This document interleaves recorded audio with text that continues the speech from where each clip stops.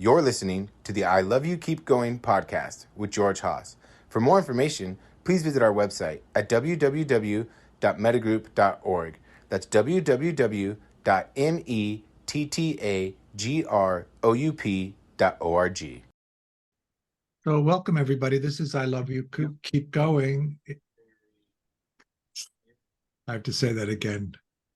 So welcome, everybody. This is I Love You Keep Going. It is July 6, 2023. It is 7:35 p.m. Pacific Daylight Time. We've been talking the last couple of weeks about secure functioning relationships, and then how to actually build that social network, particularly if you're coming from insecure, disorganized backgrounds, and your experience of collaborative, secure functioning relationships is a newish or new phenomenon. The main thing about secure functioning relationships is that they're collaborative. You agree to take on the care of somebody else. You agree to take care of them in a way that they need to be taken care of. And you do it in such a way that they feel taken care of.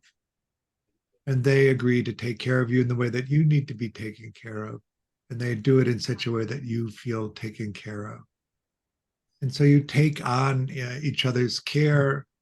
The collaborative aspect of that is you actually teach each other how to take care of each other, so that you're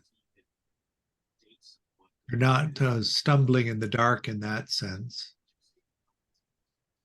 You are willing to be authentic in the way that you need to be taken care of. You're willing to express that in a way that the other person can understand.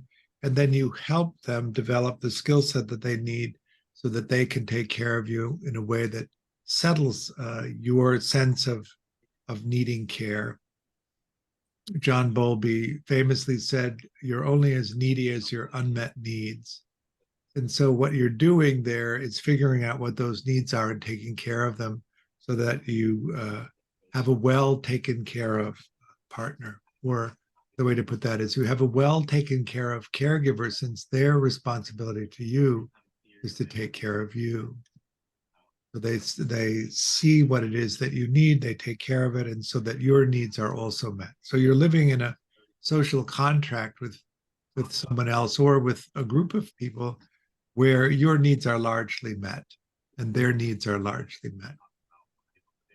What that tends to do is free you up so that you can explore what has real meaning to you, that you can use time, energy, and resources toward that rather than toward procuring basic care.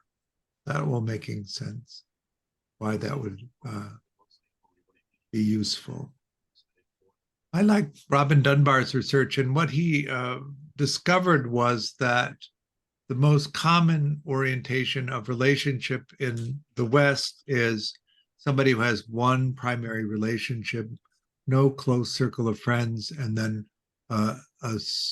a group of people that are in the social community, but below the line in terms of telling them everything. So the way that he talks about the structure, you have above the line people that you tell everything to, and below the line people that you tell some things to. He did also find out that that wasn't the happiest formulation that people have, that people who like to have a primary relationship and have one, who also have a group of close friends that contribute to their care, were the happiest and actually the freest to explore, because they weren't dependent on one person to provide all of the emotional care that they needed. What happens if you rely on only one person to take care of you and they want to go off and do something on their own? What happens if you want to go off and do something on your own and your one person that takes care of you is also only relying on you to take care of them? It interferes with that ease of solo exploration, because This Uh, week went by kind of quickly, what? and I'm kind of glad that 4th of July is over because Are you talking to all those me? explosions were. I think he wasn't. But if he was, he'll talk to me again.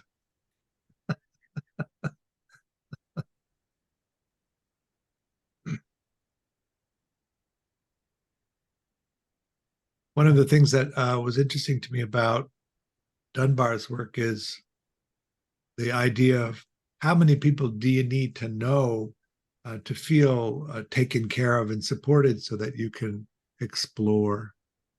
I think the understanding that really this human life that we're in is about finding out the things that we need to know so that we have a sense of meaning, a sense of fulfillment in being alive.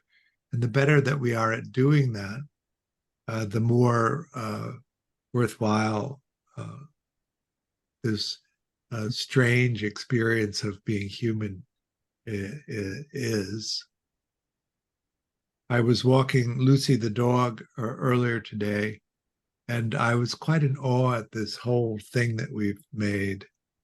Um, um, the 4th of July in Los Angeles is an amazing, explosive experience. Literally, everybody is lighting off fireworks. It's this massive, roaring, thunderous noise that goes on for hours. It has an adverse effect on dogs, I will say. Lucy gets quite frightened by it, but I do marvel at the interest in that. I'm always somebody who has avoided loud noises as a habit. I remember when I lived in New York in the 80s, the 1980s, I lived in Chinatown and they sold fireworks on all of the corners. And on 4th of July night, after all of the sales had been completed, all of the different illegal fireworks people would come and they would dump everything that was left in the intersection. And so you'd have this mound of firecrackers and bottle rockets and everything else, 6 or 8 feet tall and filling the whole intersection. And then they would take a jerry can and throw 5 gallons of gas onto it, and then they would light it on fire. And it would end up being this 30-foot, 40-foot tall uh, uh, lane that was exploding at the same time. It was really incredibly spectacular, awe-inspiring. So, what is that sense of awe that you find in this human life that comes from exploring things? And do you have enough of it that you're willing to get out of bed and go on with this whole thing? One of the things that comes up over and over again in the newspaper is the despair. Lately they've been calling it an epidemic of loneliness. And yet in the city there's millions of people around, and yet we can still feel separated and disconnected. So this idea of figuring out how to be in relationship and how to have enough relationships around you to support you is something that has real dividends in terms of how your exploration can happen. Do you have a ready sense of how many people you need to know in order to feel well enough supported? And are you active, engaging in supporting the relationships that you already have that support you, and because of the nature of the human condition where everything is impermanent, when you lose somebody, do you have sources that you can then easily replace them? Not everybody, of course, wants to have a central relationship. Some people are content with a group of relationships. Not everybody is monogamous. Some people are polyamorous. So how do you consider organizing your social life, since you are responsible for it. You're responsible for your exploration. Can you put in place the relationships that you need so that you are then free to find the things that are meaningful? And can you gather the time, energy, and resources that are necessary for you to devote enough time to doing it that it is a life that isn't filled with despair or loneliness? I was talking to somebody about loneliness a couple of days ago, and he's somebody who is surrounded by people and is constantly engaging in relationship. So how is it that you can feel disconnected and lonely and still be surrounded by people? And so we're coming again to this place of the willingness to express yourself authentically. What do we mean by authentic? We mean that you're willing to tell somebody else what your experience of the present moment is. That's all. Each of us has our conditioning, our perceptual database that we use to create the experience that we're having. We take in the sense data, touching, seeing, hearing, tasting, smelling, and mind. Mind is really the activity of selecting the things that you focus on, that you use to create the experience that you're having. We don't take a neutral survey of what's in front of us and then create a sense of reality based on a neutral survey. We really do a highly curated gathering of things that are our preferences.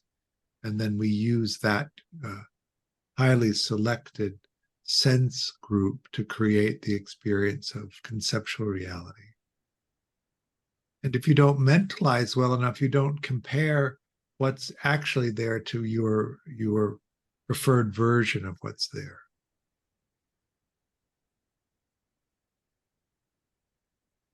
We don't know ourselves directly. We know ourselves through the experience of our self being reflected back to us by our caregivers, by the people that we're in relationship to. When we're born, we come into the world without much in the way of a working model, a working understanding of what's actually happening. We don't have much in the way of a sense of self or much in the way of understanding others. And we learn about ourselves in the way that our caregiver reflects back to us their experience of us. And we begin to construct a working model of who we are based on their reactions to our expressions, our authentic expressions in those early days and weeks and months of experience. Where we get into trouble is when we lose track of their experience of us and who we are. And we become convinced, and this is really easy to have happen, that we are who they think we are. We are who they see us to be rather than who we are. And so part of the unraveling of this puzzle is to begin to see clearly who we are, to see clearly what our needs are, to see clearly what interests us and has meaning to us, and then begin to reorient our lives around that rather than the reflection of other people. I did not have a good childhood, and so my childhood stories tend to be pretty awful. But I can give you an example of that. My mother told me when she was dying that she had this list of things that she wanted to say to me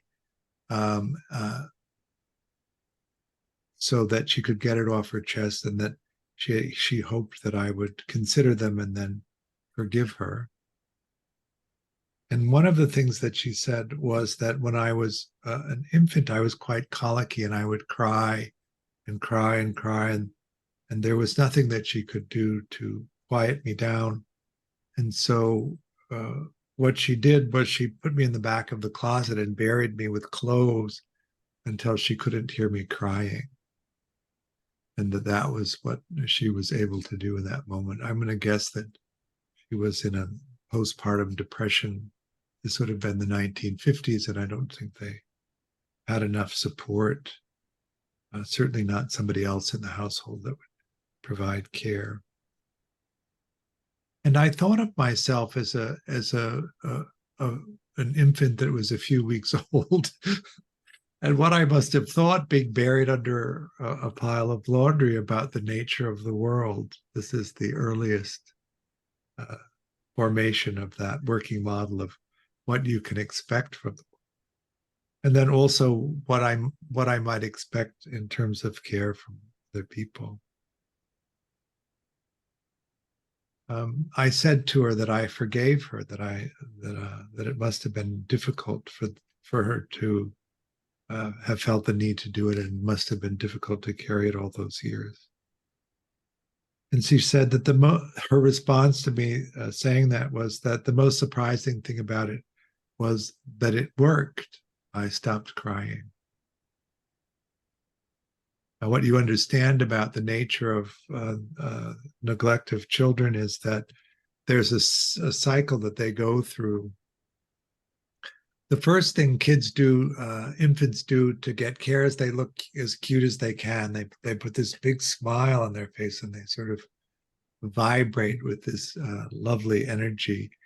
But if nobody comes, it's confusing to them because they've just put their big cute on and nobody responded to them. And then they whimper. If nobody comes, they intermittently cry, and if nobody comes, they continuously cry, and if nobody comes, they tantrum. But if you're buried under a pile of laundry, tantruming doesn't help at all, and so you slide over the edge of the cliff into what we call anaclytic depression, which is where you just completely shut down all expression to preserve energy. It's a strong survival instinct that we have. And then that somebody else could recognize that as a good outcome is a puzzle. But I think in this compassionate window that opens when you hear about the difficulties of infants and their relationship to their caregivers, uh, uh, a sense of sadness for my mother to be in that situation, and a sense of sadness for myself to have endured that. But it does create the working model of self that then arises each time you create conceptual reality. So that I notice in myself when I'm not careful and not mindful of the way that I create the world, that there's a default tendency to go with, I don't matter. My preferences don't matter. Whether I'm alive or not doesn't matter. This is the basis of the reality that I lived for so long, because that was the nature of how I understood myself in relationship to the world, which is other people. Everybody has their own conditioning. So what we begin to do is look at the nature of those experiences and understand how they form this model of self and this model of the world, what we can expect from the world, because it informs the way that we begin to organize the things that we think that we can have, things that we don't think we can have, and how relationships are supposed to go. So one of the things that I think is useful in doing this work of shifting from insecure, disorganized attachment strategies into, or insecure if you didn't start with a native security, is to understand how secure functioning relationships are supposed to work. And they're supposed to be collaborative. I started off talking about this, you agree to take care of somebody else as your responsibility in the relationship, and you agree to collaborate with them where they teach you how they need you to take care of them, and then you take on the responsibility of doing that for them. And in a reciprocal collaborative relationship, they take on the responsibility of taking care of you. You collaborate with them to teach them how to do that so that you feel taken care of. And then they take on the responsibility of taking care of you. Is that making sense how that would work? So, what's meaningful to you and what is actually productive care? Maybe the things that happen to you, the experiences that you've had in relationship that you think are what you need may not actually be the best way to support you in the relationship and also you in the world exploring what has meaning. So we also come with this default set of how to take care of things, how to handle things that we learn in childhood, in our family system. That early period before there's much influence of the outside world, we really take on all of these different strategies for emotionally regulating ourselves, resolving conflict with other people, and how we think of ourselves and can be in the world. And then if you end up going to school, some people are homeschooled, so they stay in the family system longer. But some of us go to a school, you hit the playground, and then you have to take that family system, that family understanding, and integrate it into a group of other children. And so you begin to have an alternative source of reflecting back to you who you are. You engage with other adults who are teachers, and they reflect back to you who their experience of you is. Sometimes it can be confusing that the reflections are so different than what you're used to. Sometimes it can be reinforcing. We're very social as animals. We create a social hierarchy. Every time we walk into a room and there's other people, we create a social hierarchy. We peg ourselves in the hierarchy where we think we fit. This doesn't mean that we're accurate in doing this. It's just what we do in order to understand the power dynamics of social groups. When you hit the playground, did people think you were hot stuff? Did they want to include you in everything? Or did they not think you were such hot stuff? Did they think you were different or strange and exclude you?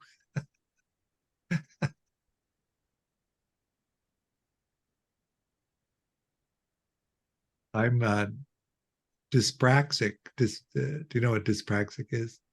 It means that you're clumsy, ultimately. You don't have much of a sense of balance. You have virtually no hand-eye coordination. This is not one of the great skills of the playground.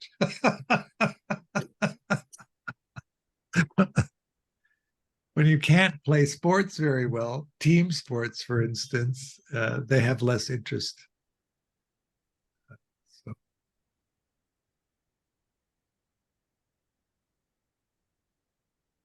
anyway, we all have some understanding of what it is that happened.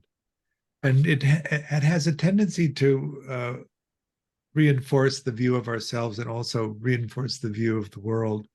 We would call this in Buddhism fixed views or self-limiting beliefs. When they become really rigid, these beliefs about ourselves and what we can expect from the world, we simply don't create versions of the world where the possibilities are that we don't think we should have are in it. Did you have a question, Edward? Why do you ask that? Just you're asking everyone or what? Or did I No, say something or do something? you unmuted yourself. No, no, I didn't actually. I didn't. I don't know how it happened, actually. Okay. All right. I'm going to remute you. It's the ghost in the machine.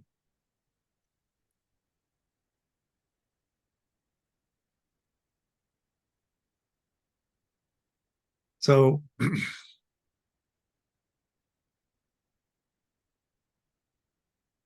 one of the things that secure people do is they offer a little bit of trust to somebody and see how they do with it.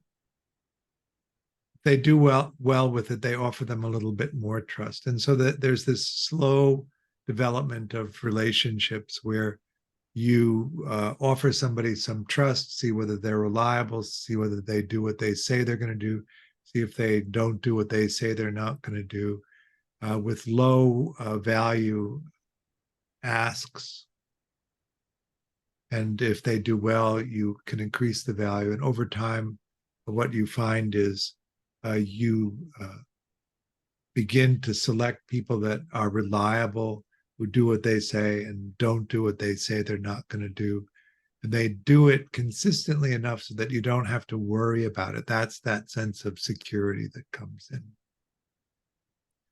Let's have dinner. Great. When do you want to meet? Let's meet next Tuesday at 7:30 at this restaurant. Great. And then you show up next Tuesday at 7:30 and there they are.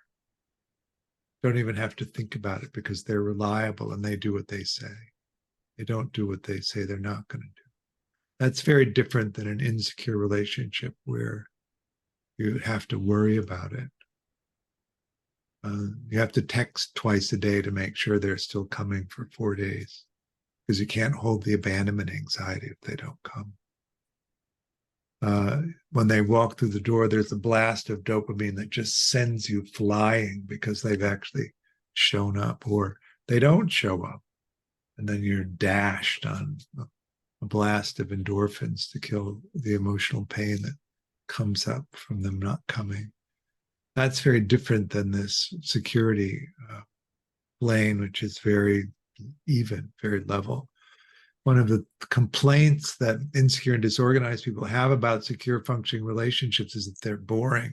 There's no highs and lows. It's just even. People do what they say they're going to do, and they don't do what they say they're not going to do. And and there's discussions that resolve things, and people come to agreement, and then the agreements are honored.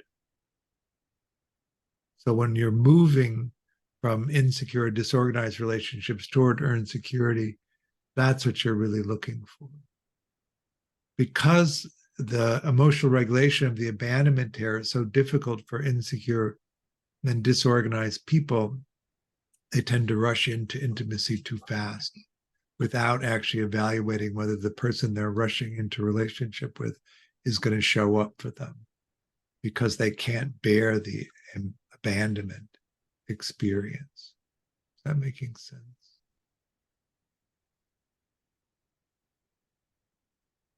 When we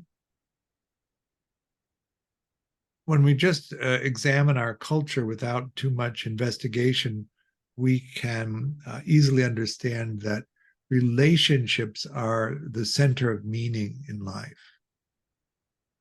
And I think that actually isn't right. The exploration that you do, the activities that you spend your time in that have real meaning to you are the thing that make life fulfilling. And relationships are meant to support you in being able to do that. So they're vital and essential to it, but they aren't a substitute for your exploration. And that you can be in relationship and you can form relationships that actually act in a way that inhibits your capacity to explore. And I think that I often see people, and I think that I've probably done this myself, engage in relationships that consume so much energy in stabilizing the relationships that there's no energy left for anything else. And that is a way of finding a use of energy that's acceptably excuses the need to explore. I can't explore because there's no energy to explore. There's no energy to explore because keeping volatile relationships working is what I can do. I think as life went on, and which was, I've not lived a life where the patterns of things that happened to me were outside of what you would expect to happen to somebody who had the kind of conditioning I've had. It's been pretty ordinary. That in the mid to late 30s, the disappointment of volatile, unpredictable, unreliable relationships got so great that I simply decided not to have them anymore, and moved into relationships that were almost exclusively not close, not intimate.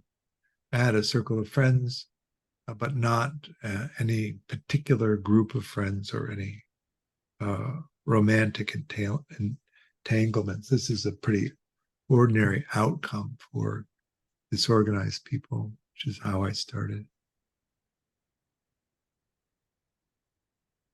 This did not mean that people weren't interested in that with me. They were interested, and I knew that they were interested, but I was not interested in a life that was consumed by emotional swings caused by relationships. I wanted to actually do something that was more interesting.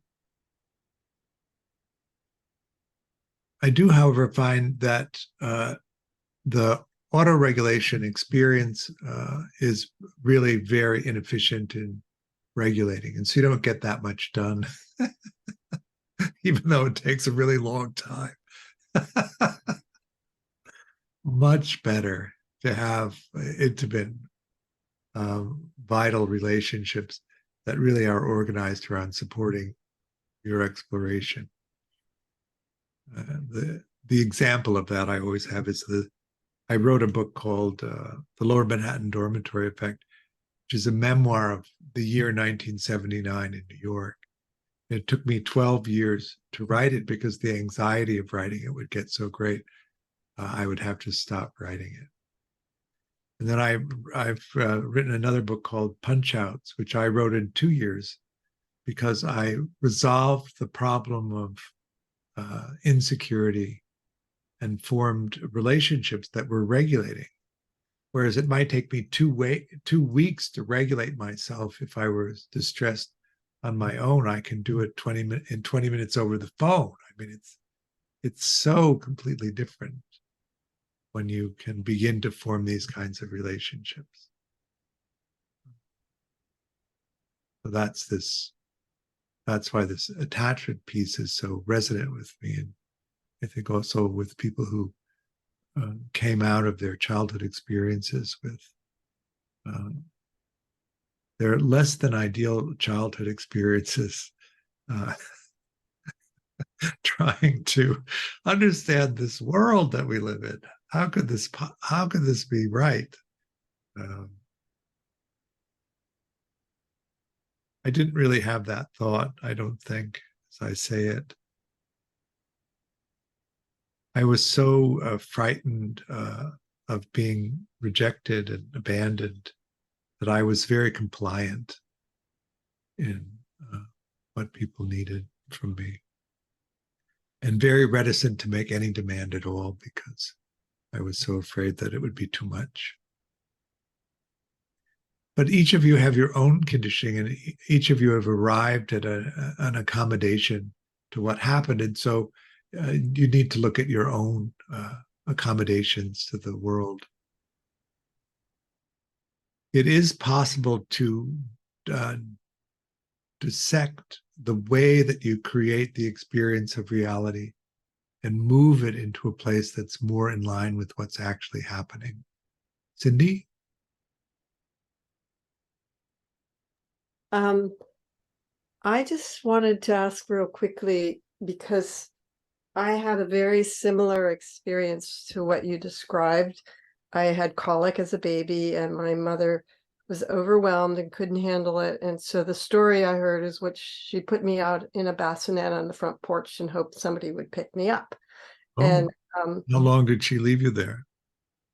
So that was the story I somehow heard. And later in therapy, I invited her to therapy and I said, "Did you really do that?" And she said, "No, I wouldn't do that." So in my years of thinking about it in therapy, in her denial, the only thing I could come up with is she thought about it or said it. But what was surprising when you're telling the story is like, yes, my mother was overwhelmed. She couldn't handle a colicky baby. And so she somehow wanted to discard me. And somehow emotionally, I must have picked that up. But my question is, if people have that similar experience in babyhood, I mean, this is like right after you're born, right? And it was actually written in her journal. She kept a journal, Oh, yeah, of how bad the colic was, and she wouldn't stop crying for weeks. And so if people have that experience as babies, would they be likely to have the same insecure attachment as they grew older? Or would it vary? I mean, it seems like it would be the same or similar. well, you have an 85% chance of having the same attachment strategy as your primary caregiver. If you had a disorganized caregiver who couldn't manage all of those feelings that arose, Mhm. relationship to the infant, then it's likely you would learn from them that attachment strategy. Which would be disorganized. Well, whatever it is, it's interesting to me that so I'll give you an example. My friend had twins and they were colicky, and she had help. But every now and then I'd get a call. The phone would, this is when we had landlines. I'd pick up the phone and she would say, "Get over here," and hang up. And I would get in my car and I'd drive over there, and the door would open and a crying baby would be thrust into my arms. And then she would collapse on the couch, and I'd look. One time I looked over, and the nanny was also collapsed on the couch, and one of the twins was asleep, and the other one was just shrieking. And so I, in 20 minutes, got them, got him to quiet down and fall asleep. The reason I could do that was because I was not tired and I could attune properly and constantly adjusted in the way that the infant needed. And they were exhausted and couldn't attune at all. She would never have considered any of those options. She would have just considered getting more help. That was a different orientation to the mothers that we had. Why wouldn't they have just gotten more help? They didn't get more help because their attachment system prevented them from having the kinds of relationships where people would just come help, I would guess.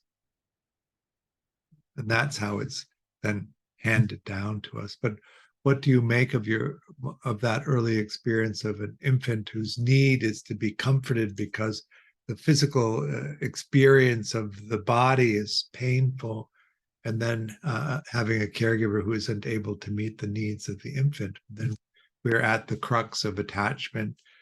Did your caregiver meet your needs well enough that you didn't worry about it, or did they not meet your needs well enough so that you did worry about it?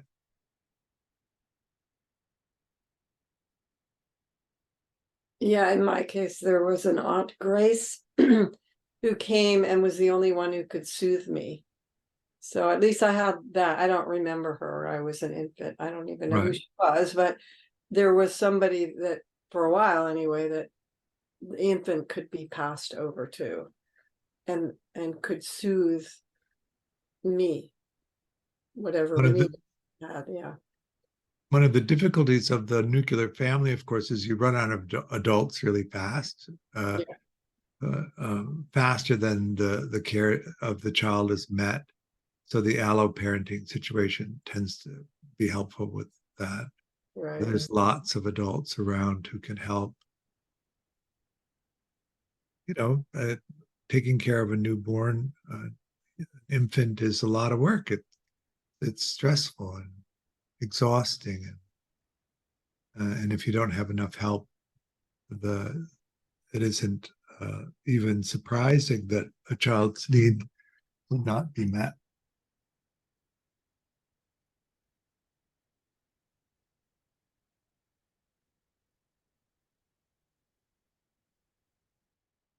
I have a sadness about my mother because I don't think that's what she wanted. But she didn't figure it out better than that. And so I didn't have the skill set either because I didn't learn it. Certainly not, it's not instinctual in that sense, right? We have to learn how to do these things. The good news, of course, is that you can learn to do it now. It's kind of a pain in the patootie to have to learn it now, but it's certainly something that can be done. And so we begin with this. But I think really the main thing that's different between secure functioning and insecure functioning is the speed in which people enter into relationships. Insecure people go really fast, and they make agreements with people that have no real basis in the experience of the person, because they think that that will relieve the abandonment there, that will relieve the terrible loneliness of feeling disconnected from people. And what you have to be willing to do is present yourself authentically. If you've learned to be inauthentic, it's not so easy to just switch to being authentic, because there's a fearfulness in being authentic that started really early. We don't abandon our authentic expression willingly. It's an arduous, painful, awful process of our authentic expression being rejected over and over again, and our having to pretend to be who it is that our caregivers wanted so that we could have care, we could have a sense of safety.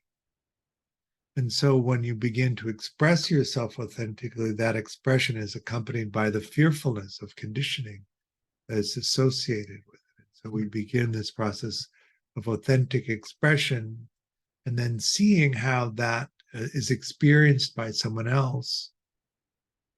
Secure people use delight as a barometer. I make an authentic expression of myself, and I see whether somebody else delights in that authentic expression. But insecure people and disorganized people don't have that sense of delight as a barometer of evaluating who's a good bet and who isn't. Dismissing people have idealization, which is very different. They needed to idealize their caregivers in order to get care from them, and that was completely disconnected from what was actually the feeling experience of being in that situation. Preoccupied people are helpless or chaotic and demanding, and that's not really the best ground for delight to arise. So they don't know much about delight. And for disorganized people who have often been abused or exploited as children, they experience delight as a manipulation that's likely to result in them being harmed.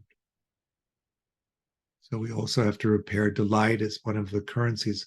I mean that as an energy. One of the energies of relationship is delighting in the other person. Just a spontaneous reaction to the activity of them, and then them also having that sense of delighting in you. They just see you and light up because they know, a few minutes they're going to be regulated, and your sensibility agrees everything about it, everything about the other person that you find magical. So if you don't know delight, then you have to learn delight. So going slowly, developing trust through actual experience, learning delight in the other person. So what do you think? Shall we do some meditation? Loving kindness or insight?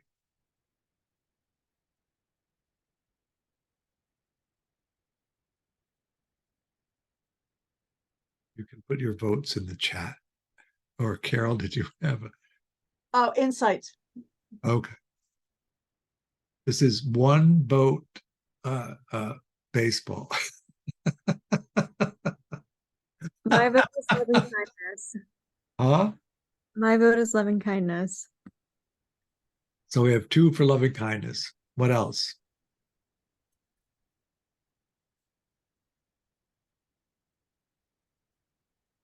All right. 3 for loving kindness.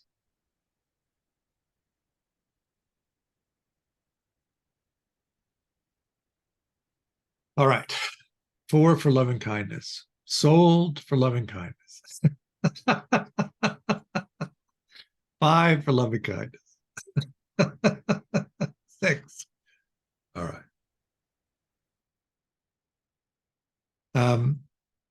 Go ahead and take your meditation posture.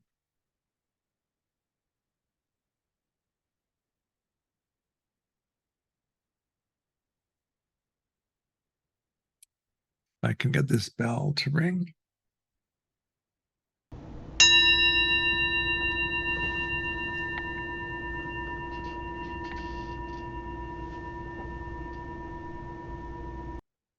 So how did that go? All right. Tomorrow at 10:30, we're starting a new level 2. If you want to join that, there's still space in it. Hop on. Then what else am I doing?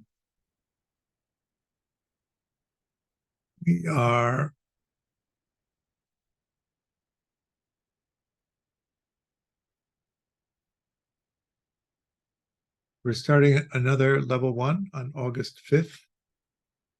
So take a look at that if that's interesting to you. The 5th, the 12th, the 19th, and the 26th. And then we'll start another level 2 on September 21st. That's on Thursday afternoon at 4:30.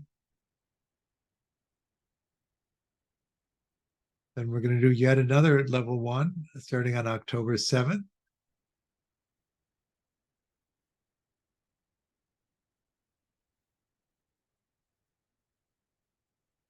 We're going to start another level 2 on November 14th. So we have the cycles of the classes coming up. If you want to jump on to any of them, feel free. I really appreciate your practice. Thank you for coming. I offer the teaching freely, but I do hope that you'll make a donation if you have resources. There's a link on the website to do that. Any amount is appreciated to help support me and also the work that Mettagroup is doing. I hope to see you soon on the path. Enjoy the evening. Bye.